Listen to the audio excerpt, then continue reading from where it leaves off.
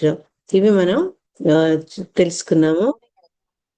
So ఈ మైత్రేయుడు ఏమని చెప్తాడు 23వ శ్లోకంలో మనం నిన్న చదువుకున్నాము. చిన్న చిన్నవి అనమాట. ఎవరి కుమారుడు? చెప్పండి అమ్మా యశోదమ్మ. శ్రీ నారద మహాముని భగవంతుడితో గల సంబంధాలన్నింటినీ ప్రచేతులకు వివరించిన పిమ్మట బ్రహ్మలోకానికి వెళ్ళడను అని చెప్పారు. హరే కృష్ణ. దసరాడి మాతాజీ, నాకు తెలుసు నీ క్లాస్ వాళ్ళు మాతాజీలు అంటే ప్రేమని, కానీ అది పెట్టకు. అది చూసి జవాబు లేదు యశోదా మాతాజీ మీకోసం కాదు, ఇన్ జనరల్ చెప్తున్నా. హరే కృష్ణ. నేను మనం అనుకున్నాం కదా బ్రహ్మలోకానికి ఎందుకు వెళ్ళాలి అని. ఎన్ని చోట్లకు తిరిగినా, నారదుడు ముల్లోకాల తిరిగినా ఆయన ప్రదేశం అదే. ఎట్లయితే జయపతా స్వామి గురు మహారాజ్ ఆయన ప్రపంచానికి అనేక ప్రదేశాలకు పోయినా మళ్ళీ ఆయన ఎక్కడికి వెళ్తారు చివరికి? ఏ ప్లేస్ ఇష్టపడతారు? బ్రహ్మలోకం. మాతాజీ జయపతాక స్వామి గురు మహారాజ్ నుంచి అడుగుతున్నా నేను. మాయాపూర్. మాయాపూర్. అట్లా నారదుల వారు ఎన్ని చోట్ల తిరిగినా మళ్ళీ ఆయన బ్రహ్మపుత్రుడు కాబట్టి మళ్ళా బ్రహ్మలోకానికే వెళ్తాడనమాట. ఆయన ముఖ్యంగా ప్రచేతులకు ఏం చెప్పారు?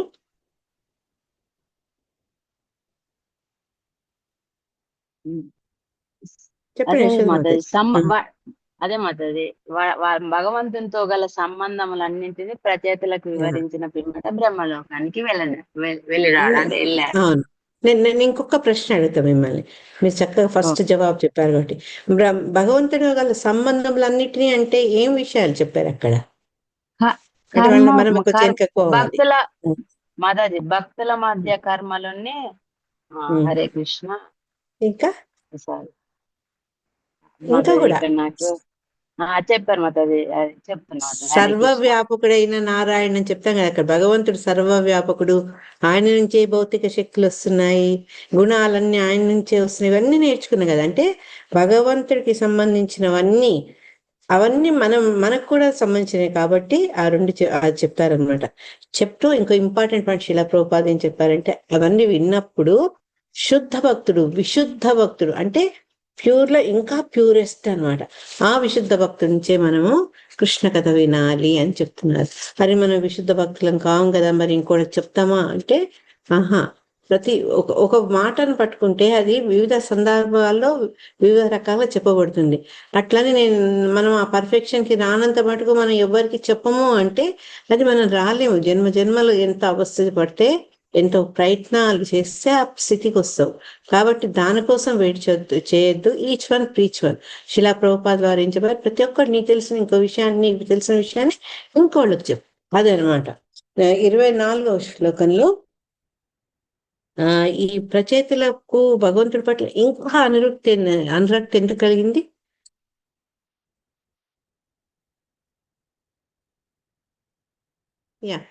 మాతాజీలు. మాతాజీ, నారద్ ముని మౌత్ నుంచి భగవంతుడు గ్లోరీస్, దాని తెలుగులో ఏమంటారో మర్చిపోయాను, అది వినడం వల్ల అది ఏంటంటే మన ఇల్ ఫార్చ్యూన్ కి తెలుగులో అంటే ఆస్పిషియస్నెస్ అంతా పోతుంది అనమాట. అందుకే అది విని బాగా అటాచ్ అయ్యారనమాట ప్రచేతస్ నారద. హరే కృష్ణ. చిన్న ఉదాహరణ చెప్తా. అంటే మన డే టు డేలో కళ్ళద్దాలు ఉంటాయి. కళ్ళద్దాల మీద కొంచెం జిడ్డో లేకుంటే ఎక్కడో తుమ్ముంది అనుకోండి, మనకు స్పష్టంగా కనపడదు. దాన్ని మనం శుభ్రం చేస్తే ఏమవుతుంది? అవతల వస్తువు చాలా స్పష్టంగా కనిపిస్తుంది. అదేలాగా ఎక్కడో ఏదో కొంచెం మాయా ప్రభావం ఉన్నా కూడా ఈ విశుద్ధ భక్తుడి ద్వారా ఆ భగవంతుడి గురించి తెలుసుకోవడంలో ఇంకా ఆయన వాళ్ళకు తేట తెల్లమైంది అనమాట అంతా. సో వాళ్ళకి ఎటువంటి ఇన్ఆస్పిషియస్ అంటే దౌర్భాగ్యం అనేది లేకుండా వాళ్ళు చాలా భగవంతుడి పట్ల అమంగళం అని కూడా అనొచ్చు. ఇన్ఆస్పిషియస్నెస్ అనొచ్చు, అమంగళం కూడా అనొచ్చు. వీటి పట్ల భగవంతుడి పట్ల ఇంకా వాళ్ళకి అనురక్తి పెరుగుతుంది అనమాట. అందువల్ల కేవలం భగవద్ ధ్యానం చేస్తూ ఆ పాదాల మీదనే వాళ్ళ దృష్టిని ఉంచి వాళ్ళు చర్మగతిని పొందారు, అంటే భగవంతుని వాళ్ళు చేరారనమాట. 25వ శ్లోకంలో ఇప్పుడు ఏం చెప్తారనమాట, ఎవరు మన మైత్రేయుడు విదురుడితో చెప్తారు. నువ్వు నారదునికి ప్రచేతులకు మధ్య జరిగిన సంభాషణ హరికీర్తన అంటే భగవంతుడి గురించి మాట్లాడితే అది హరికీర్తనమే. ఆ జన్మ కర్మ మీద ఏదైనా సరే ఆయన జన్మ గురించి, ఆయన కర్మల గురించి, ఆయన చేసినటువంటి లీలలు, ఎటువంటి వాళ్ళని కాపాడారు, ప్రతి విషయం భగవంతుడిది దివ్యమైతుంది. ఆ హరికీర్తన గురించి నువ్వు ఎంత తెలుసుకోవాలనుకున్నావు అంతా చెప్పేశాను నేను. అంటే గురువు తనకున్నదంతా ఎప్పుడైతే అతని యొక్క స్టూడెంట్ విద్యార్థి తెలుసుకోవాలి, నేర్చుకోవాలన్న కుతూహలం ఉంటుందో గురువుకు అంతకంటే రెట్టింపు ఇచ్చేయాలంటుంది. ద్రోణాచార్యులు చూడండి, అందరికీ ఆయన గురువే, కానీ అర్జునుడి విషయంలో ఇంకా ఆయన స్పెషల్ ఫేవర్ చూపించేవాళ్ళు. ఎంత దాకా అంటే ఆయన యొక్క ఇష్టం ఒకరి ఏకలవ్యుడి అంగుళి కూడా తీసుకుంటారనమాట. అర్జునుడు అంత గొప్ప విలుకాడు ఉండకూడదు అని. ఎందుకంటే అర్జునుడు కూడా అంత గురు భక్తి అనమాట. ఆ గురువు మాట తూచా తప్పకుండా అతను ఆచరించేవాడు. సో ఇక్కడ మనం గుర్తుంచుకోవాల్సింది అంటే గురువు అంత సంతోషంగా తనకు తెలిసిన విషయాలన్నీ శిష్యుడికి అందిస్తారు. కాబట్టి మైత్రేయుడు ఏమన్నారంటే, నాకు తెలిసినదంతా ఈ హరికీర్తన గురించి నీకు తెలిసి చెప్పేశాను అని చెప్తున్నారు అనమాట. ఇక్కడ లాస్ట్ ఏం చెప్పారంటే శిల ప్రభుపాదుల వారు, ఈ కథా విషయం అంటే ఈ టాపిక్స్ అంతా కూడా దేని గురించి వచ్చింది? భగవంతుడు కీర్తించడం, భగవంతుడు ఎంత భక్తవత్సలుడు, భగవంతుడి యొక్క గొప్పతనం, ఆయన ఎట్లా సర్వవ్యాపకుడు, ఇట్లా ప్రతి విషయం చెప్పారు కదా. అది చెప్తూ కూడా ఏంటి అంటే అటువంటి భగవంతుని యొక్క భక్తులు కూడా సామాన్యులు కారు, వాళ్ళు కూడా చాలా మహిమ కలవాళ్ళు అని చెప్తున్నారు. మనకు ఒక్క ఉదాహరణ చెప్పండి.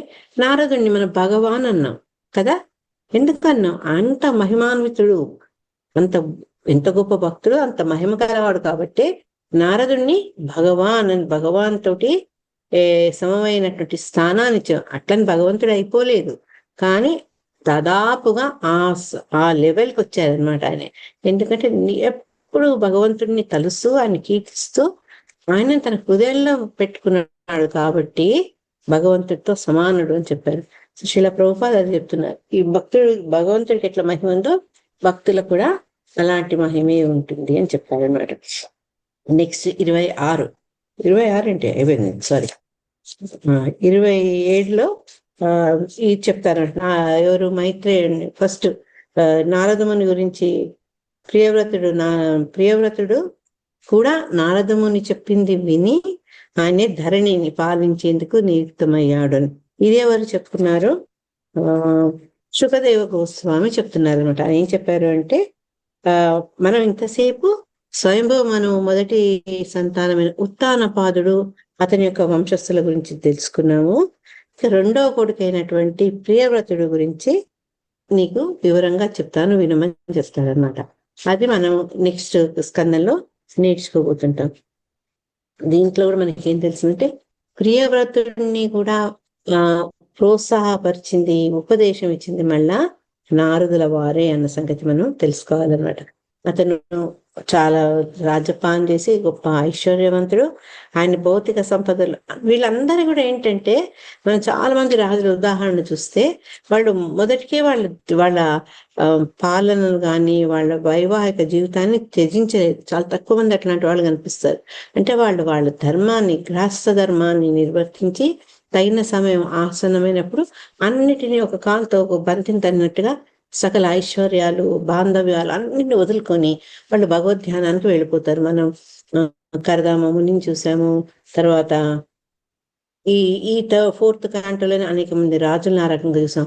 లేటెస్ట్ గా చూసింది ప్రాచీన పరిస్థితి అని కూడా ప్రచేతాలు వచ్చేదాకా కూడా ఆగలేదు, వెళ్ళిపోయారు. అంటే వాళ్ళు ఏంటంటే అంత ఈ భౌతిక ప్రపంచంలో ఉంటూ కూడా ఒక స్టేజ్ రాగానే భగవత్ తత్వం మీద ఆసక్తి రాగానే భౌతికంలో ఉండే భోగాలన్నిటి ఇష్టంగా వాలంటరీగా అన్ని వదిలేసేసేవాళ్ళు అనమాట. ఆయన ఏం చేశారు? తన సంపత్తిని మొత్తం కుమారులందరికి సమానంగా పంచిపెట్టి ఆయన భగవద్ధామానికి వెళ్ళిపోతారనమాట. ఆ భగవద్ధామానికి వెళ్లేందుకు కావాల్సినటువంటి భక్తి సాధన కూడా ఆయన చేస్తారు. ఆ రకంగా ప్రియవ్రతుడి గురించి ఒక 4 మాటలు మనకు ఏం చెప్పారంటే, ఈ భగవంతుడి యొక్క కథలు ఈ ఎప్పుడైతే భగవంతుడి గురించి, భగవంతుడి భక్తుడి గురించి మైత్రేయుడి ద్వారా వింటాడు విదురుడు. అతని ఒళ్ళు పులకరిస్తుంది. అంటే మనము భాగవతాన్ని సరిగ్గా చెప్పగలిగితే, మనం సరిగ్గా వినగలిగితే మనలో కూడా ఆ పులకింతలు వస్తాయన్నమాట. ఎందుకంటే భగవంతుడా అంత గొప్పవాడు, ఈ రకంగా భక్తుల పట్ల అని ప్రవర్తించారే, ఇంత దిగొచ్చారే. మనం చైతన్య మహాప్రభు దాంట్లో చదువుకుంటాం కదా, ఒక భక్తుడు సౌత్ ఇండియాలో అతను భగవద్గీత తిరిగేసి పెట్టి కళ్ళు నీళ్ళు పెట్టుకుంటాడు. అంత దేవాది దేవుడు అర్జునుడికి ఈ రథసారథ్యం చేశాడే అని చాలా బాధపడతాడు. అంటే అంత భావావేశంలో అటువంటి ఏమంటారు, అటువంటి భావం కలగడం వల్ల ఆయన కళ్ళు నిండిపోయాట, అశ్రుపూర్ణములయ్యాయట. వెంటనే గురుపాదాన్ని అని ఆశ్రయిస్తాడనమాట. అప్పుడు గురువు ద్వారా తెలుసుకున్న ఈ విషయాలన్నిటినీ ఎప్పుడైతే అతను మనసులో అతను ప్రతిష్ఠించాడట, అంటే ఎక్కడి వెళ్లకుండా స్థిరంగా పెట్టేసుకున్నారనమాట. ఇక్కడ ఈ సాధు సంఘం గురించి మాట్లాడడం చెప్పింది శ్రీల ప్రభుపాద చెప్పారు. ఆ భక్తులతో మన సంగతి లభిస్తుందో దానివల్ల మనకు పొందే ఉపయోగం ఏంటంటే అదే. ఇప్పుడు మన ఎవరైనా సన్యాసుల్ని వాళ్ళని సేవించిన, గొప్ప గొప్ప భక్తులు దేశ సంచారాలు చేస్తుంటే వాళ్ళని మనం సేవించిన, వాళ్ళు చెప్పిన విన్న, ఇవన్నీ ఏంటి అంటే మనకు కలిగే ప్రయోజనాలు. ఈ భౌతిక బంధాల నుంచి మనం విడిపోతాము. ఎందుకంటే వాళ్ళు ముక్తాత్మలు కాబట్టి వాళ్ళకి ఎటువంటి అటాచ్మెంట్ లేవు, అన్ని వదిలేసుకున్న వాళ్ళు కేవలం భగవంతుని మీదనే ఆధారపడి ఆయనతోనే బంధం పెంచుకున్న వాళ్ళు కాబట్టి వాళ్ళ అసోసియేషన్ తో మనకు కూడా ఎంతో ఆనందం కలుగుతుంది అనమాట. ఇప్పుడు చెప్పుకుంటాం కదా మనం, వీళ్ళు వచ్చారు మా దగ్గరికి దామోదర్ దేశ్కి, వీళ్ళని సర్వ్ చేయగలిగినాము, వాళ్ళు ఇలా చేస్తారు, వాళ్ళు అలా మాట్లాడతారు. ఫర్ ఎగ్జాంపుల్ అమరేంద్ర ప్రభు, గౌరంగ దర్శన్ ప్రభు, వీళ్ళ గురించి ఎందుకు అనుకున్నామంటే అటువంటి భక్తుల యొక్క సాంగత్యం మనకు ఎంతో ఆనందాన్ని ఇస్తుంది. అట్లీస్ట్ ఆ సమయంలోనైనా మనలో మిగతా అవన్నీ మర్చిపోతాం, భౌతిక విషయాలు ఆధ్యాత్మికంగా చక్కగా రిలేట్ అవుతాం అన్నట్టు. ప్రతిసారి మాకు ప్రతి ఇయర్ భాగవత సప్తాహాలు అవుతుంటాయి.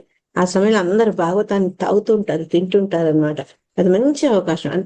ఒక్కసారి మారిపోయినామంటే మారలేము. ఎప్పుడు కరెంటు పాస్ అవుతున్నప్పుడు బల్బు వెలుగుతుంది, తర్వాత దాంట్లో అంతర్గతంగా కరెంట్ ఉన్నప్పటికీ మనం స్విచ్ ఆన్ చేయాలి కదా. అదే రకంగా మనలో ఆ పరిస్థితి కనుక ఉంటే, ఎప్పటికప్పుడు ఉంటే మనం అప్పుడు కూడా భాగవతాన్ని ఆనందించవచ్చు, భక్తిని కూడా ఎంజాయ్ చేయొచ్చు అనమాట. ఈ భక్తుడి యొక్క గొప్పతనము, వాళ్ళ అసోసియేషన్ గొప్పతనాన్ని ప్రహ్లాదు చెప్పంగా నేను చదువుకున్నాం కదా. మహాభాగవతుని పాద స్పర్శ లేనిదే ఎవ్వరు కూడా పరిపూర్ణ భక్తుడు కాలేడు. ఎందుకంటే మనలో ఆ పరిపూర్ణత రావాలి అంటే, ఆ ప్యూరిటీ రావాలంటే మనకు సాధు సంఘం యొక్క అసోసియేషన్ కావాలి.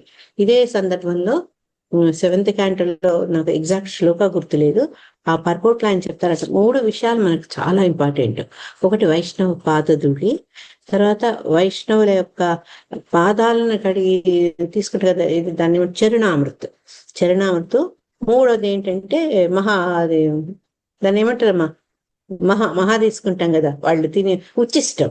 ఈ మూడిటి ద్వారా ఉచ్చిష్టం, ఈ మూడిటి ద్వారా మనకేంటంటే మనలో ఉండే కల్మషాలు వెళ్ళి మనలో భక్తి అనే భావన పెరుగుతుందట. ఎంత ఇంపార్టెంట్ వైష్ణవులతో అసోసియేషన్. సో ఇక్కడ అదే చెప్పారనమాట. ప్రామాణికుడైన గురువును ఆశ్రయించి ఆయన పాద పద్మధూళిని శిరసు దాల్చటమే ఆత్మానుభూతి అని భగవద్ధామ పైన. అసలు ఆత్మానుభూతి అంటే ఏంటి అని మొన్నసారి లాస్ట్ చాప్టర్ లో రసరాణి మాతాజీ కూడా అడిగింది. ఆత్మానుభూతి ఏంటంటే నేను దేహాన్ని కాదు, నేను ఆత్మను, నేను భగవంతుని యొక్క సేవకుడును అని తెలుసుకొని ఆ భగవంతుని సేవించే విధానం ఏంటి, ఏం చేస్తే భగవంతుడు సంతోషపడతాడు, ఇవన్నీ కూడా తెలుసుకోవడం మనకేంటంటే ఈ అసోసియేషన్ ద్వారా మనకు వీలవుతుంది అనమాట. అప్పుడే మనిషి ఆ ఆధ్యాత్మిక మార్గంలో ముందుకు వెళ్తాడు. మనకు ప్రమోషన్ రావాలి, డబుల్ ప్రమోషన్ రావాలంటే దాని తగ్గ కృషి మనం చేయాలి కదా. అదే రకం భౌతిక ప్రపంచంలో ఎంత కష్టపడతాం, మరి ఆధ్యాత్మిక ప్రపంచంలో కూడా కష్టపడాలి. ఆ కష్టపడడం మనకేంటంటే గురువు యొక్క ఆ సేవ ద్వారా, గురువు యొక్క అసోసియేషన్ ద్వారా దొరుకుతుంది. అందుకనే మనకు ఆ చాలా చోట్ల మన స్క్రిప్చర్స్ గురువుకి ఎంతో ఎంతో ఎంతో ఇంపార్టెన్స్ ఇస్తారు. నేను ఇది లాస్ట్ తొందరగా ఆపేశాను. శరణాగతి అనే దాంట్లోంచి కూడా గురుదేవ్ కృప బృందుదియా అని చదువుతాం కదా, దాంట్లో జస్ట్ మీనింగ్ చదువుతా చూడండి. గురుదేవ మీ కృపా బిందువు నొసగి ఈ దాసుని గడ్డిపోచ కన్నను వినమ్రుడుగా చేయగలరు. అంటే ఒక గురువుని ఎప్పుడైతే మనం ఆశ్రయించి సేవిస్తామో మనలో తెలియకుండానే వినమ్రత వస్తుంది.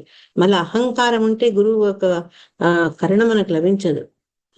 అది స్కూల్లో టీచర్ అయినా అంతే కదా, ఒబీడియంట్ ఉంటే పిల్లలు లైక్ చేస్తుంది, వాళ్ళకి ఎక్కువ హెల్ప్ చేసేది కూడా రెడీగా ఉంటుంది. అల్లరిగా ఉండి టీచర్ అంటే లెక్క చేయకుండా పక్క పిల్లల్ని సతాయిస్తున్న వాళ్ళ పట్ల ఆమె తన డ్యూటీ తను చేస్తుండొచ్చు, కానీ ఇష్టంగా ఆ పట్ల స్పెషల్ ఆదరణ వాళ్ళు చూపించారు అనమాట. అన్ని కష్టాలు పరీక్షలు సహించే శక్తిని నాకోసం ఈ స్వీయ ప్రతిష్ట వాంఛ నుంచి నన్ను ముక్తుడి చేయను. కష్టాలు తీసేమని అడగట్లేదు, ఆయన ఏమంటున్నాడు, కష్టాలు భరించే శక్తి నాకు ఇవ్వమంటున్నాడు అనమాట. గురువుని ఏమని ప్రార్థిస్తున్నాడంటే, భగవంతుడు భౌతిక ప్రపంచం ద్వారా పెట్టే పరీక్షలన్నింటిలో కూడా తట్టుకునే శక్తిని నాకు నీ భక్తి నాకు ఎటువంటి భక్తి నశించకుండా ఎటువంటి ప్రతికూల పరిస్థితులు కూడా భగవద్ధ్యానం చేసుకునే శక్తి నాకు అన్నిటికంటే ఏంటంటే స్వీయ ప్రతిష్ట. మనకి ఫేమ్ అనేది చాలా, నా ధనం నా జనం నా సుందరి అన్నారు.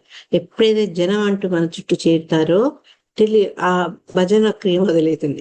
ఈ భజన క్రియ భక్తి పెంచే భజనకి కాదు, మనల్ని కిందికి లాగే భజన క్రియ అనమాట. ఆహా నువ్వు ఇట్లా, నువ్వు ఆహా నువ్వు అట్లా అంటుంటే తెలియకుండానే మనలో ఒక రకమైనటువంటి సుపీరియర్ ఫీలింగ్ వస్తుందన్నమాట.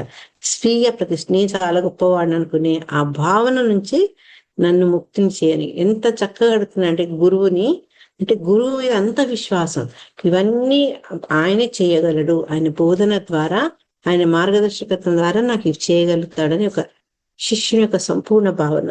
ఇంకేమంటున్నాడంటే, దేవ ప్రభు సకల జీవులను సక్రమంగా గౌరవింపగల శక్తిని నాకు మన పద్మజ మాత చెప్పారు కదా, సర్వదయ సర్వభూత దయ ఇదనమాట. అందరి పట్ల దయ, వాళ్ళని గౌరవించే శక్తి నాకు ఉండాలి.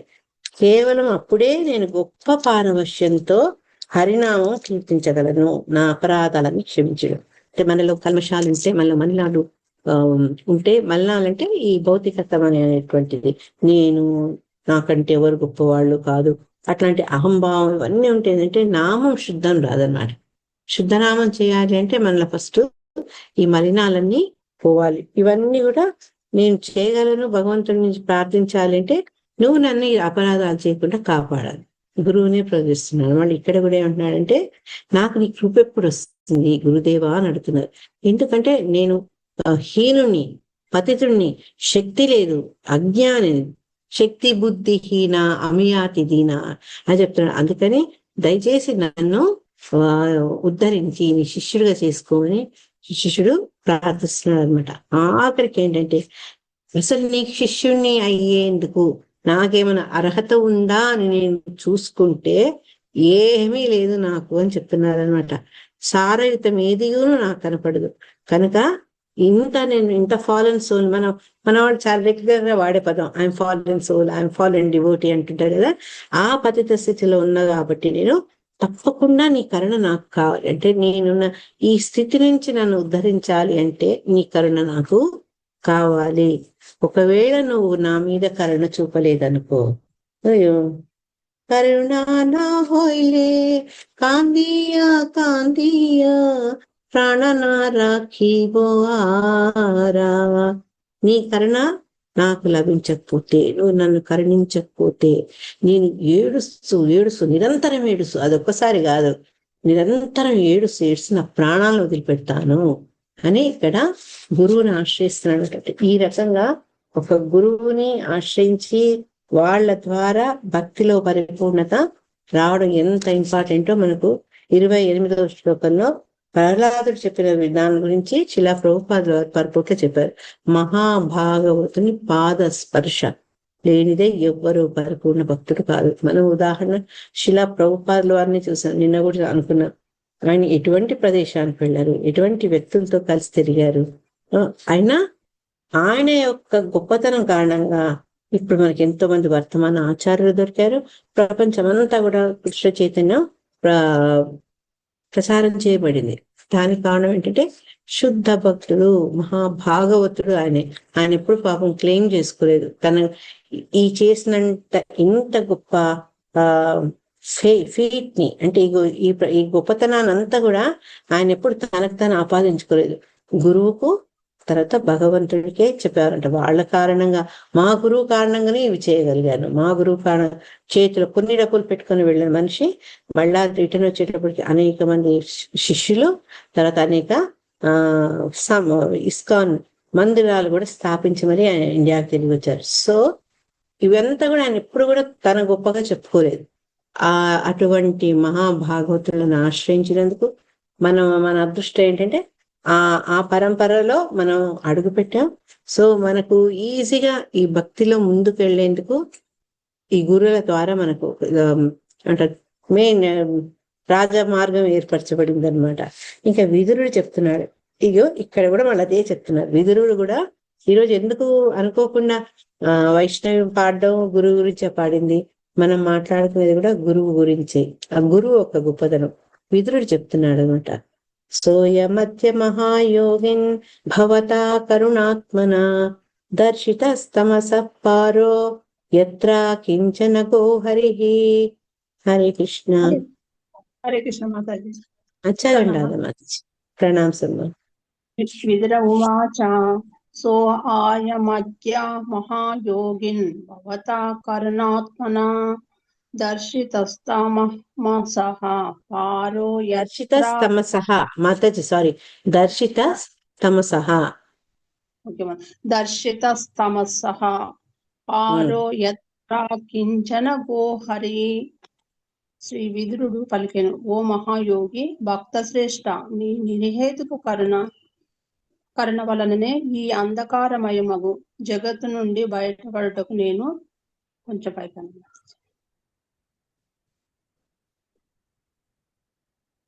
అతడి కొంచెం పైకనండి, కనపడట్లేదు. స్క్రీన్ కొంచెం స్క్రోల్ చేయండి అమ్మా. చదవండి మాతాజీ. నేను మోక్ష పథమును గంటిని. ఆ పథమును అనుసరించి ఈ భౌతిక జగత్తు నుండి ముక్తి నొందువాడు భగవద్ధామమును చేరగలడు. హరే కృష్ణ మాతాజీ. హరే కృష్ణ మాతాజీ. భాష్యం చదవండి. 3-4 లైన్లు ఉంది అంతే.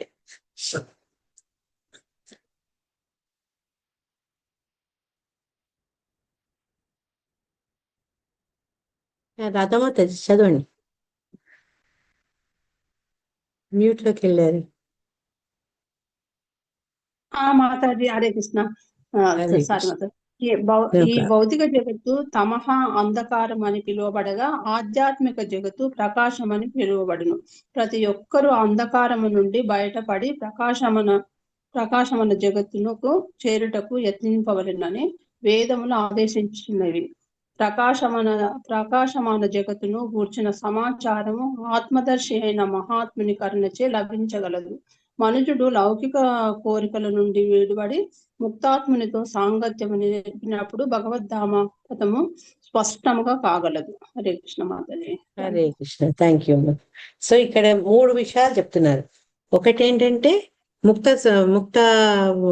ముక్త ఆత్మలు, శుద్ధ భక్తులు, వాళ్ళ సాంగత్యంతో మనకేమవుతుంది, భగవద్ధామానికి ఎలా వెళ్ళాలి అనేది మనకు విషిదం అవుతుంది. కానీ దానికి మనకు కావాల్సిన క్వాలిఫికేషన్ ఏంటంటే ఈ లౌకిక కోరికల నుంచి మనం దూరంగా ఉండాలి. ఎప్పుడైతే నాకు భౌతికత్వం కావాలి, ఆధ్యాత్మికత్వం కావాలి, నేను రెండింటిని అనుభవిస్తా అంటే ఒక స్టేజ్ తర్వాత అది చెల్లదు. నీకు ఆ సీరియస్నెస్ ఉండాలన్నమాట. మన మాటలు చెప్తారు కదా, బువ్వ కావాలి బువ్వ కావాలంటే కుదరదని. అదే రకంగా ఏంటంటే నేను భౌతిక భోగాలు అనుభవిస్తూ ముక్త సంఘం చేసుకుంటూ నేను భగవత్పదంలో నడుస్తా అంటే అది వీలు కాదు. ఎందుకంటే ఈ 2 ఆపోజిట్ డైరెక్షన్స్. ఎప్పుడైతే మన ముందు శ్లోకాల్లో కూడా చెప్పింది అదే, మనకి ఎప్పుడైతే ఈ భౌతిక వ్యామోహాల నుంచి బయటపడుతున్నప్పుడే భగవత్ విషయం మీద ఆసక్తి పెరుగుతుంది. ఆ ఆసక్తి శుద్ధమైన భక్తుడు, ప్రామాణికమైన గురువు ద్వారా ఏమవుతుంది, అది ఇంకా ఆ మొలకెత్తిన భక్తిలతా బీజానికి చక్కగా ఎరువు పడి నీళ్లు పడి అది ఇంకా బలంగా పెరగాలి అంటే మనకు ముక్తాత్మలతో సాంగత్యం కావాలి. దానికి బేసిక్ మనం చేయాల్సిందంటే ఈ భౌతిక ప్రపంచం మీద ఉండే ఆ అటాచ్మెంట్, అతి బంధాన్ని మనం మెల్లమెల్లమెల్లగా తగ్గించుకోవాలి. మరి 15th చాప్టర్ రోజు చదవండి. అందులో ఏమన్నారు, దృఢీన చిత్వ ఉన్నాయి కదా ఈ బంధాలు. ఆ బంధాల నుంచి బయటపడితే కానీ మనము ముందుకు సాగలేము అనమాట. ఈ రకంగా ముందు బయటికి వెళ్ళాలి, ఈ మాయా నుంచి బయటపడాలి అని ఎందుకు ప్రయత్నించాలంటే అది అంధకారం. భౌతిక ప్రపంచం ఎప్పుడు అంధకారం. మనకేంటి కొద్దిసేపు కరెంట్ పోతేనే మనం చీకట్లో ఉండలేము. అట్లాంటిది ఈ భౌతిక ప్రపంచం అంటే ఒక అంధకూపం, ప్రహ్లాద్ మహారాజ్ చెప్పినట్టు. అటువంటి జగత్తు నుంచి బయటపడి మనము ఆధ్యాత్మికతని వెలుగు వైపు పోవాలి. ఆ వెలుగు దారి చూపించేవాడు గురువే. అది ఎందుకు అంటే తత్వత జ్ఞాన దర్శనం. ఆయన ఆత్మజ్ఞాని కాబట్టి ఆయన కరుణ వల్ల మనకు ఆ జ్ఞానం కలుగుతుంది. ఎలా ఉంటుంది ఆధ్యాత్మిక ప్రపంచము, దాంట్లో అడుగు పెట్టినప్పుడు నీకు ఎటువంటి అనుభూతులు కలుగుతాయి, ఇవన్నీ కూడా మనకు ఆ ముక్తాత్మ దానం తెలుస్తుంది. అందుకే భగవంతుడు ఏం చెప్పాడు, తద్విత్తి ప్రణిపాతేన పరిప్రశ్న సేవయ ఉపదేశంతి జ్ఞానం జ్ఞానిన తత్వదర్శన. ఎవరిని ఎలా ఆశ్రయించాలని భగవంతుడు మనకు మార్గం చూపించారనమాట. ఆ మార్గం ద్వారా ఏంటంటే ఈ ఆత్మదర్శి అయిన ఒక గురువుని ఆశ్రయించి చక్కగా అతన్ని సేవిస్తూ అతని నుంచి తెలుసుకోవాల్సిన విషయాలు వినయంగా అడుగుకుంటూ చెప్పిన దాని మీద విశ్వసిస్తూ, గురువు చెప్పాడు ఆయన చెప్పింది ఒక చెవులో విని ఒక చెవులో వదిలేసేసి మన ఇష్టం వచ్చినట్టు ఆచరించకుండా వాళ్ళు చెప్పిన దాన్ని మనం ఆచరిస్తే మనకి ఏంటంటే ఇది కట్ అవుతుంది, భగవంతుని ఆ భక్తి పదం కనెక్ట్ అవుతుంది అనమాట. ఈ రెండు కూడా మన చేతిలోనే. భగవద్ భక్తుల్ని ఎలా వాళ్ళు చెప్పిన విషయాలు వినాలి, ఆచరించాలి. దాని మీద మనకు ముందు రాబోయే స్థితులు ఆధారపడి ఉంటాయి అన్నమాట. అందుకని ఏం చెప్పారు, విదురుడు మైత్రేయుడు చెప్తున్నారు అనమాట, నీ యొక్క దయ వల్ల నీ కరుణ వల్లనే నేను ఈ జగత్తు అంధకారమైన జగత్తు అందుకే అనుకుంటాం కదా, మనం రోజు చదువుతాం, అజ్ఞాన తిమిరంధస్య జ్ఞానాంజన శలాకయ చక్షురుమీన తస్మై శ్రీ గురువే నమః. ఇక్కడ అదే చెప్తున్నారు, ఈ అంధకారమయమైనటువంటి జగత్తు నుంచి నేను బయటపడి ఆ మోక్షానికి వెళ్ళే దారి ఎలా తెలుసుకోవడానికి కారణము నీ కరుణాయ అని మైత్రేయునికి అతను కృతజ్ఞత చెప్తున్నాడు అనమాట. ఎవరైతే ఆ దారి ఎంబడి నడుస్తారో వాళ్ళు వెళ్ళే గమ్యం ఏంటి, భగవద్ధామం. ఆ పదాన్ని వాళ్ళు గురువు మనకు చూపిస్తాడు. అందుకే చెప్తారు కదా, గురువు అట ఒక చేత్తో భగవంతుడి పాదాలు పట్టుకుంటాడట, ఇంకో చేత్తో ఆయన శిష్యుల్ని పట్టుకుంటారట. పట్టుకొని అలా కనెక్ట్ చేస్తారనమాట. వీళ్ళకు యోగం అనమాట అది. శిష్యుల్ని వాళ్ళు కింద పడిపోకుండా పైకి ఆధ్యాత్మికంగా లాగడం గురువు యొక్క డ్యూటీ అది చేస్తారు కూడా ఆయనే, సరైన గురువు అయితే. అందుకని ప్రామాణిక అని అన్నిసార్లు శీల ప్రభుపాద చెప్పింది అంటే, ఒక గురువును మనం తీసుకున్నప్పుడు వాళ్ళు చక్కగా మాట్లాడుతున్నారో చక్కగా పాడుతున్నారో కాక వాళ్ళు పరంపరలో ఉన్నారా, మనకు పురాణాలు వేదాలు శాస్త్రాలు చెప్పిన విషయాలే చెప్తున్నారా, సొంత ఇంటర్ప్రిటేషన్ ఉందా, అవన్నీ దృష్టిలో పెట్టుకొని ఆ గురువుని మనం ఆశ్రయించాలి. అట్లా ఆశ్రయించిన గురువు, పరంపర ద్వారా వచ్చిన ప్రామాణిక గురువు ఏం చేస్తాడు, శిష్యుణ్ణి ప్రగతి పదం అంటే ఆధ్యాత్మిక ప్రగతి పదం వైపు నడిపిస్తారు. శుకదేవ్ గోస్వామి చెప్తున్నారంటే 30వ శ్లోకంలో, ఇత్యానమ్య తమామంత్య విదురో గజసాహ్వయం స్వానాం దిదృక్షు ప్రయయో జ్ఞాతీనాం నిర్వృతాశయః. కృష్ణవేణి మాతాజీ చదవండి. హరే కృష్ణ. ఇంకెవరు ఇప్పుడు చదువుతా అన్నది? నేనే మాతాజీ, వైకుంఠేశ్వరి మాతాజీ చదవండి. నెక్స్ట్ కృష్ణవేణి మాత చదువుతుంది లాస్ట్. శ్రీ శుక ఉవాచ ఇత్యానామ్య తమామాన్యో తమామంత్య విదురో గజ సావ్యాయం స్వానాదిదృక్ష ప్రాయౌ జ్ఞాతీన నిర్వృతాశయా. నివృతాశయ. నివృతాశయః. సుఖదేవ స్వామి పలికసాగెను. విదురుడు ఆ విధముగా మైత్రేయ మునిని వందనము గావించి ఆయన అజ్ఞానను గోని ఆజ్ఞ తల్లి, ఆజ్ఞను గోని భౌతికెచ్చ లేనివాడయ్యను. బంధువులను గాంచ ఆస్తినాపురమునకు పయనమయ్యను. హరే కృష్ణ. హరే కృష్ణ. మనం ఇద్దరు కూడా ఒకసారి అనుకున్నాం. విదురుడు ఆయన ఇంకా మైత్రేయుడికి వందనం పెట్టి ఆయన సెలవు తీసుకుంటారనమాట. ఆయన సెలవు తీసుకోవడం కూడా ఎట్లా, గురువు ద్వారా నేను వెళ్ళొచ్చా అని ఆయన ఆజ్ఞను తీసుకొని, ఆయనకి ఎటువంటి అటాచ్మెంట్స్ లేవు. ఇక్కడ ఏమన్నారంటే భౌతికేచ్ఛ లేని వాడయ్యను, ఆయనకి ఎటువంటి భౌతిక పరమైనటువంటి బంధాలు లేవు. అయినప్పటికీ కూడా ఆయన ఎక్కడికి వెళ్ళారు, హస్తినాపురంకి బయలుదేరారు. అన్ని వదిలేసుకున్నాడు. బంధువులు ఏంటి అంటే అది ఉట్టిగా టైం పాస్ చేసేందుకు వెళ్ళలేదు ఆయన, దాంట్లో ఒక అంతరార్థం ఉంది. అది మనకి శిలా ప్రభుపాదుల వారు మళ్ళీ ఒకసారి చెప్పారనమాట. చదవండి, మా భాష్యం చదవండి. వైకుంఠ మాతాజీ ఇంకెవరైనా చదువుతారా?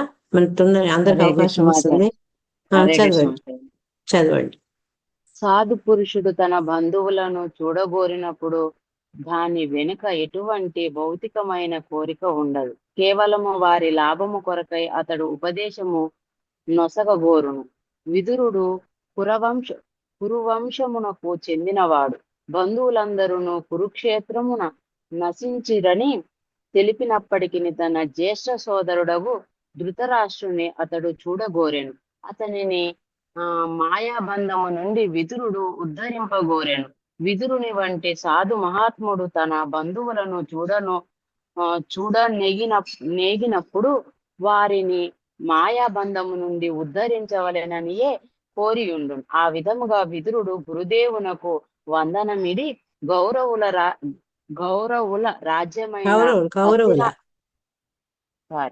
కౌరవుల రాజ్యమైన హస్తినాపురమునకు పయనం అయ్యాను. హరే కృష్ణ. Thank you. హరే కృష్ణ.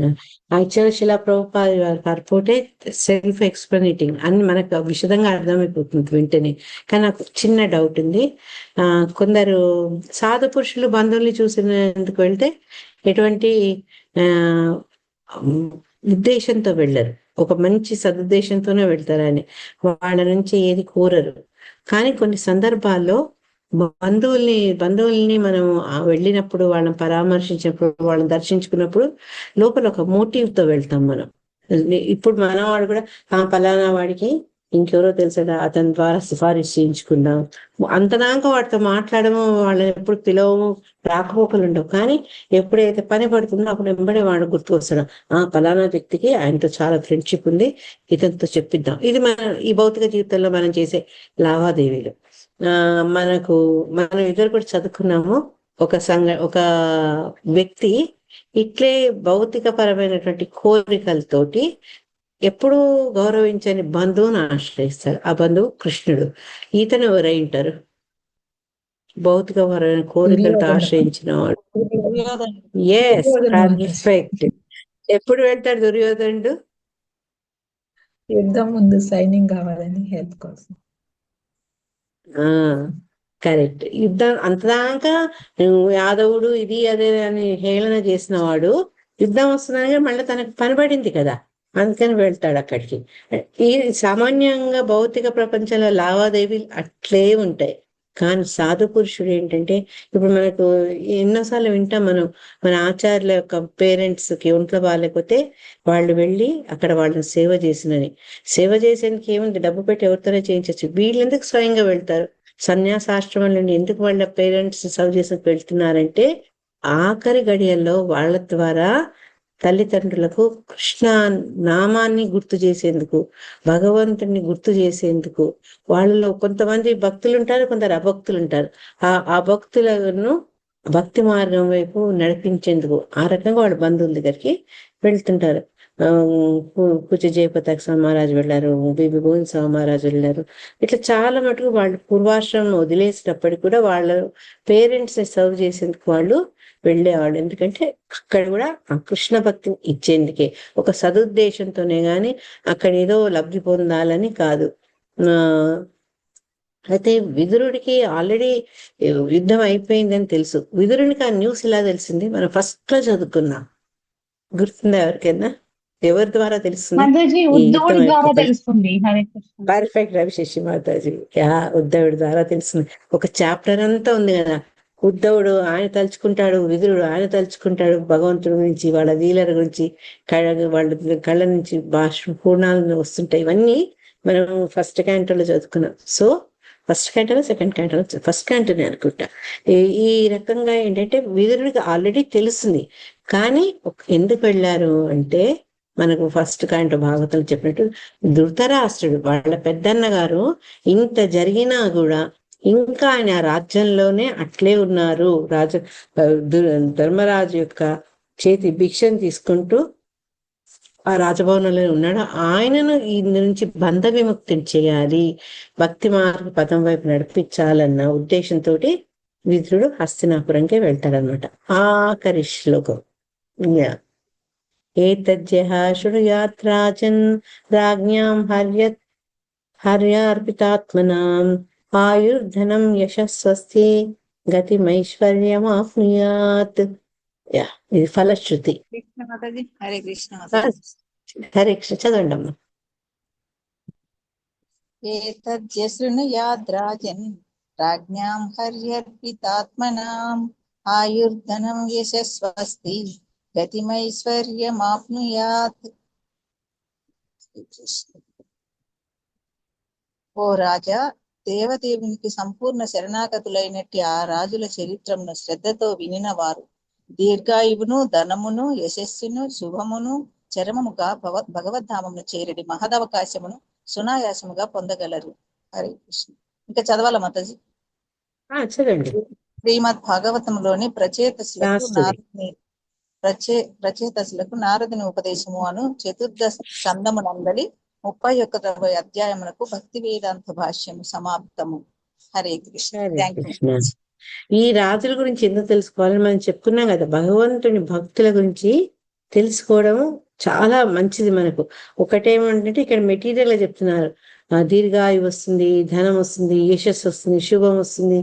ఇవన్నీ అయ్యేటప్పటికీ ఏంటంటే ఆఖరికి భగవద్ధామానికి వెళ్ళే అవకాశం కూడా వస్తుంది. అదనమాట మెయిన్ గా భక్తుల గురించి తెలుసుకోవడం ద్వారా ఏంటి అంటే మనకు అది శుభాన్ని కలిగిస్తుంది. అందుకని శ్రీమద్ భాగవతంలో కేవలం భగవంతుడే కాక భాగవతుల గురించి కూడా అంతగా చర్చించడం జరిగింది. నేను పుస్తకాలు చదువుతుంటే నాకు ఒక చక్కటి బుక్ దొరికింది, టీటీడీ వాళ్ళదనమాట. ఇది పాత బుక్ ఇది. తిరుపతి దేవస్థానం వాళ్ళు ప్రచురించారు, శ్రీమద్ భాగవత పురాణ పరిశీలన. ఏముంది భాగవతం అనగానే కొంచెం ఇంట్రెస్ట్ వచ్చి పేజీలు తిప్పాను. దాంట్లో నాకు కనిపించింది ఒక చిన్నది మీతో షేర్ చేసుకుంటా. భాగవతం అనగానేమి అని ఉంది. భాగవత శబ్దాన్ని పెద్దలు ఇట్లా నిర్వచిస్తున్నారు. భగవతః ఇమే భాగవతాః భక్తాః అంటే భగవంతుని సొమ్మగు వారు భాగవతులు. భగవంతుని ప్రాపర్టీ అట భక్తులు, భాగవతులు. వారిని గూర్చి చెప్పున్నది భాగవతము. ఎంత బాగుంది కదా. అంటే భగవతః ఇమే భాగవతాః భక్తాః, భగవంతుని సొత్తైనటువంటి భాగవతులు, భక్తుల గురించి మాట్లాడేది శ్రీమద్ భాగవతం. భగవాన్ ఏషాం దేవత భాగవతాః అంటే భగవంతుడు ఎవరికి దేవతలు అంటే సమస్తం ఆయనే. అటువంటి వాళ్ళు భాగవతులు. భాగవతులు ఎవరు అంటే కేవలం భగవంతుడిని వాళ్ళు ఆశ్రయించే వాళ్ళు అన్నమాట. వాళ్ళ గురించి చెప్పే కథలు చెప్పేటువంటి గ్రంథం ఏది అంటే భాగవతము. భగవతః ఇదం భాగవతం. ఇంకోటి ఏంటి అంటే, ఒకటి భాగవతుల గురించి మాట్లాడడం. ఇక్కడేం చెప్తున్నారంటే భగవంతుని గుణ గణములను నిరూపించుటకు జన్మించింది భాగవతం. మనకు తెలుసు వ్యాస భగవానికి ఆయన ఏం చెప్తారు, నారదులు వచ్చి నువ్వు అన్ని పురాణాలు చెప్పావు కానీ వాళ్ళను ఈ లౌకిక ప్రపంచానికి కట్టిపట్టేస్తున్నారు. 4 దాన్ని ఏమంటారు, చతుశ్లోకాలు కాదురా, కామ ఇది కామక్రోధ లాస్ట్ మోక్షం, ధర్మార్థ కామం లాస్ట్ వచ్చారు. మోక్షం, ధర్మార్థ కామం వచ్చారు. పురుషార్థాలు, పురుషార్థాలు. అబ్బా పదం రాలేదు, అయిపోయింది. ఆ పురుషార్థాల గురించే చెప్పావు కానీ శుద్ధ భక్తి గురించి నువ్వు చెప్పలేదు. వాళ్ళను భగవంతుడి వైపు నడిపించేటట్టుగా చేయలేదు. అందుకని భగవంతుడి గురించి, ఆయన భక్తుల గురించి చెప్పమని నారదుల వారు ప్రేరేపిస్తారు. నారదుని సారీ వ్యాస భగవాన్. అందుకని భగవంతుని యొక్క గుణగానములు నిరూపించడానికి జన్మించింది భాగవతం. భాగవతంకి రెండే పర్పస్లు, ఒకటి భగవంతుడి గురించి, రెండు భగవంతుడి సొత్తు అయినటువంటి భాగవతులు మహాభక్తుల గురించి చెప్పడం అనమాట. దీన్ని బట్టి చూడగా భగవంతుని కూర్చి అతని భక్తులను కూర్చి తెలుపునది శ్రీమద్ భాగవతం అని తెలుస్తున్నది. ఇంత చక్కటి డెఫినేషన్ ఇచ్చారంటే భాగవతం గురించి. మనం అందుకే భక్తుల గురించి కూడా తెలుసుకోవాలి. నిన్న కూడా అదే విషయం మాట్లాడుకున్నాం కదా. భగవంతుడు భక్తులతో డీల్ చేసే విధానము, భక్తులు వాళ్ళ జీవనంలో భగవంతుడికి ఇచ్చే ప్రాముఖ్యత, ఇవి తెలుసుకోవడం వల్ల ఏంటంటే మనలో ఎక్కడో కప్పుకుపోయి లోపలున్న భక్తి, ప్రతి జీవి కూడా భక్తితోనే ఉంటారట. కానీ ఆ భక్తి పొరల్లో, మాయ అనే పొరల మధ్య ఎక్కడో ఇమిడి ఉంటుంది అనమాట.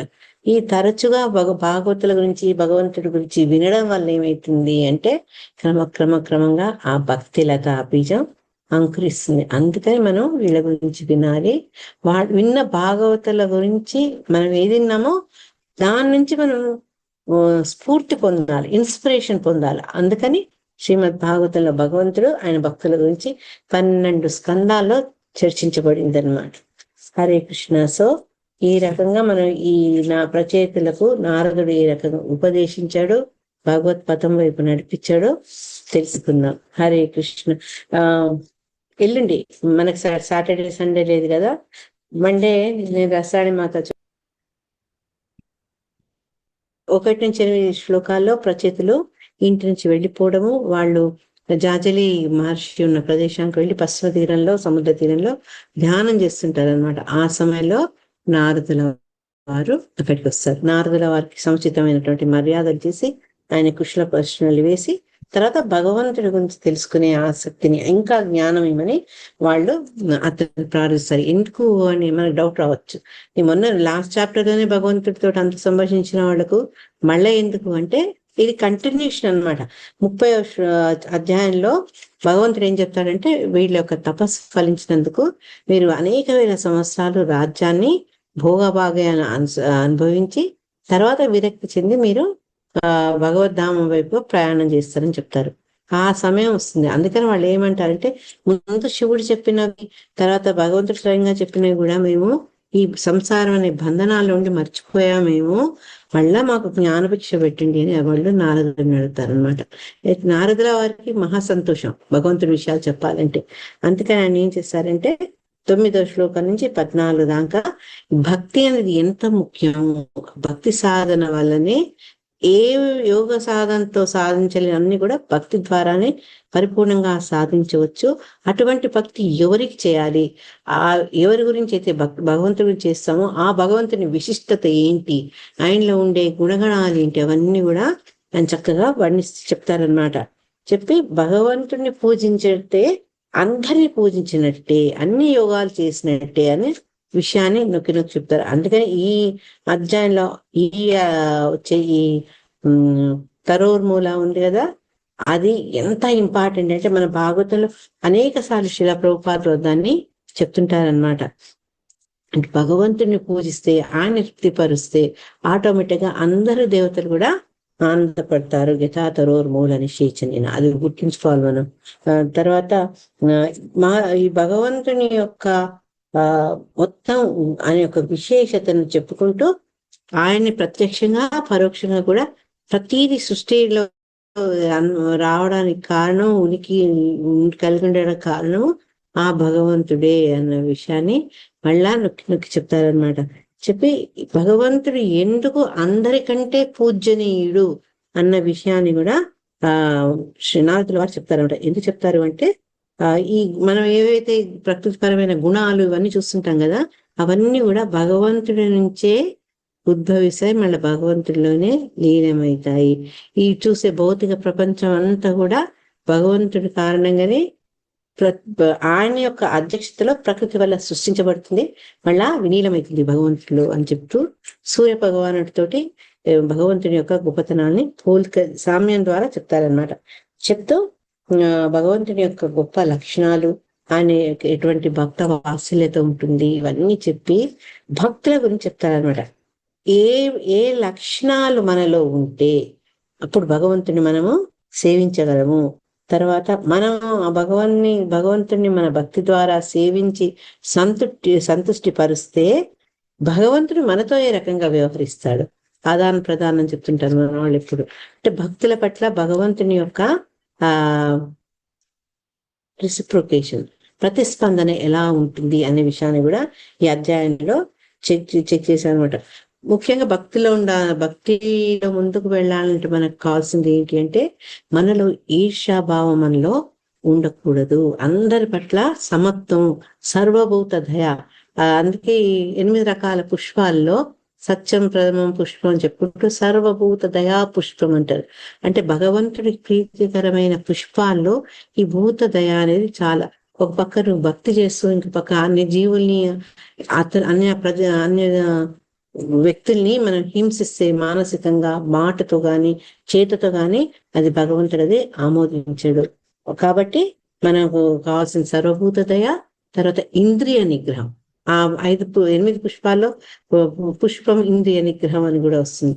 సో ఆ ఇంద్రియ నిగ్రహం చాలా ముఖ్యం. లేకపోతే ఏంటంటే మనము ఇంద్రియాలకు ఎప్పుడైతే దాసులం అయిపోతామో, ఇంద్రియాలని కంట్రోల్ చేయలేక అవి మనల్ని కంట్రోల్ చేయడం మొదలు పెడతాయి. దానివల్ల ఈ పరిగెత్తే మనస్సును, కోరికల్ని మనం అదుపులో పెట్టలేక భగవంతుడి మీద మనం ధ్యానాన్ని కేంద్రీకరించలేము. కాబట్టి ఒక భక్తుడికి ఉండాల్సిన క్వాలిఫికేషన్ ఇంద్రియ నిగ్రహం.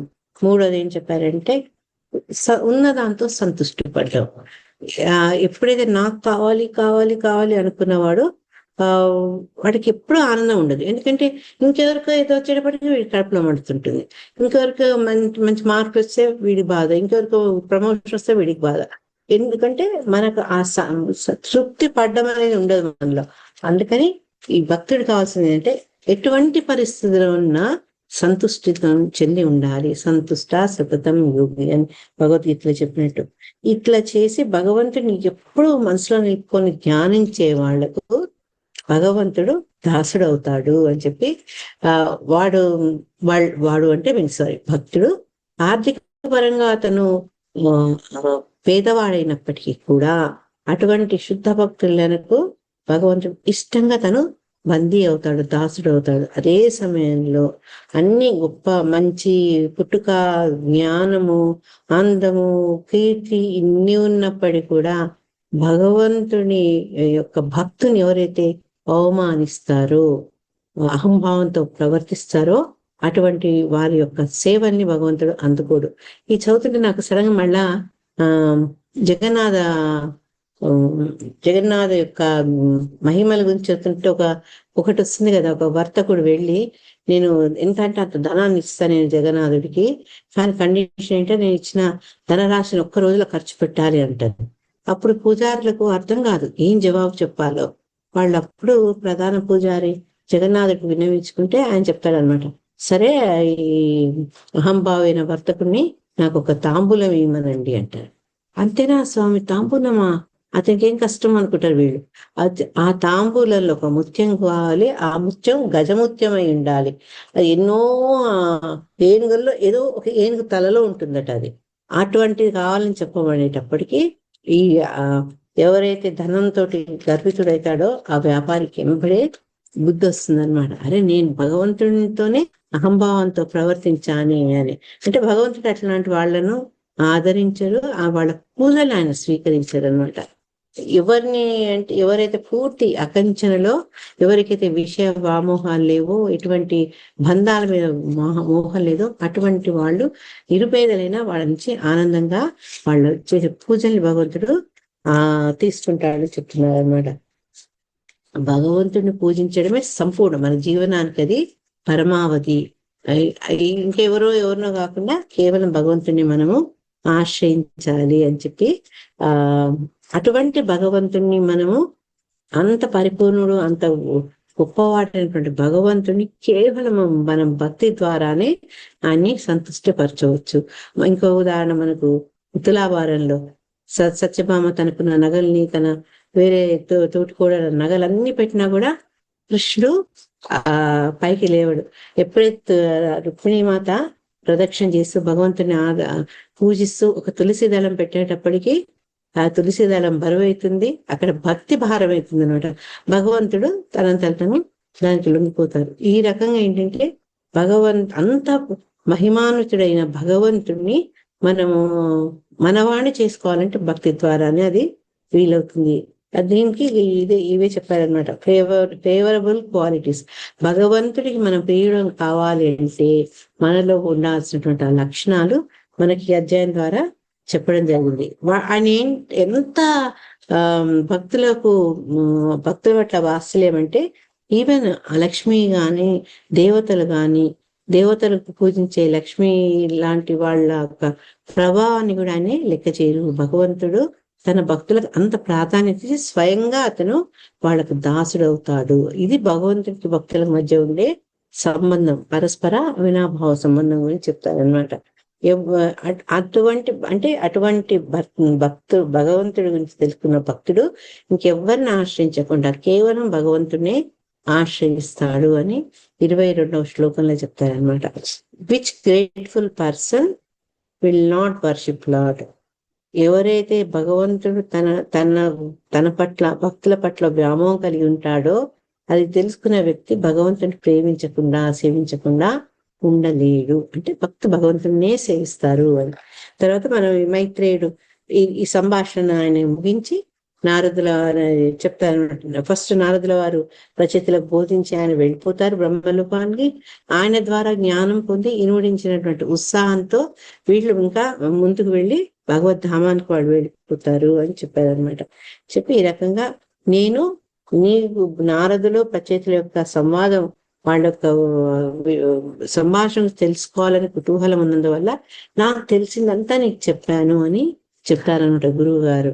ఇది చెప్పి ఈ నెక్స్ట్ శ్లోకాల పరీక్షితుడితోటి శుకదేవ గోస్వామి చెప్తాడు. ఉత్తానపాదుని యొక్క వంశస్థుల గురించి అందరి గురించి చెప్పడం జరిగింది. చాలా గొప్ప గొప్ప రాజులు మనం మండి చదవబోతున్నాం ఒకసారి. ఇప్పుడు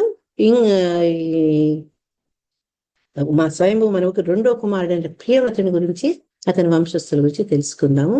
ఈ ప్రియవ్రతుడు కూడా నారదుని యొక్క బోధనల వల్ల అతను ప్రేరేపింపబడ్డాడు. అతను భక్తి జ్ఞానాన్ని నారదుల వారి దగ్గర పొందినప్పటికీ తన విధి అయినటువంటి రాజ్యపాలనను మొత్తం ఆ భూమండలాన్ని పరిపాలించి ఐశ్వర్యాలు అనుభవించి చివరికి అందరి కొడుకులకు సమానంగా పంచివేసి అని భగవద్ధామం వైపు వెళ్ళిపోతారు అనమాట. ఈ రకంగా చెప్తారు అని మైత్రేయుడు విదురుడు మైత్రేయుడికి అనేక కృతజ్ఞతలు చెప్పుకుంటూ ఆనందంతో తనకి ఇటువంటి భక్తి మార్గం వైపు భక్తి బోధ చేసినందుకు ఆయన సంతోషం కృతజ్ఞతలు చెప్పుకొని మరి తనకు తెలిసిన విషయాల ద్వారా తన పెద్దన్న గారైనటువంటి ధృతరాష్ట్రుని యొక్క అజ్ఞానాన్ని తొలగించి అతన్ని కూడా భక్తి పదంలో నడిపించేందుకు ముక్తి పదంలో నడిపించేందుకు విదురుడు హస్తినాపురం వైపు వెళ్తాడనమాట. లాస్ట్ ఏం చెప్పారంటే ఎవరైతే ఇటువంటి గొప్ప రాజులు రాజర్షులు వీరు మామూలు రాజులు కాదు, రాజర్షులు అంటే రాజుల్లో ఋషులు లాంటి వారు భగవద్భక్తులు. వీళ్ళ గురించి తెలిస్తే దానివల్ల మనకు దీర్ఘాయుష్ వస్తుందని, సంపదలు వస్తాయని, చక్కటి ఆరోగ్యం వస్తుంది. ఇవన్నీ వస్తూ చిట్ట చివరి కూడా మనకేం వస్తుందంటే భగవంతుని బ్యాక్ టు గాడ్ హెడ్ పోయే అవకాశం కూడా మనకు లభిస్తుందని కంక్లూడ్ చేశారు. ఇది 31వ అధ్యాయం గురించి క్లుప్తంగా చెప్పుకుంటే. హరే కృష్ణ. సో మనము సోమవారం నాడు కొంచెం ఈ 4వ స్కందం గురించి మొత్తం ఓవర్ వర్డ్ వ్యూ రివ్యూ ఏమేమి ఉన్నాయి, ఏమేమి డిస్కస్ చేసుకున్నామని తలుచుకుంటే ఏంటంటే 5th పాయింట్ వెళ్ళినప్పుడైనా దసరాని మాతాజీ అని అడిగితే ఇది ఫలానా చదువుకున్నాం కదా అని గుర్తు తెచ్చుకోండి. ఒక స్కందంకి ఒక స్కందం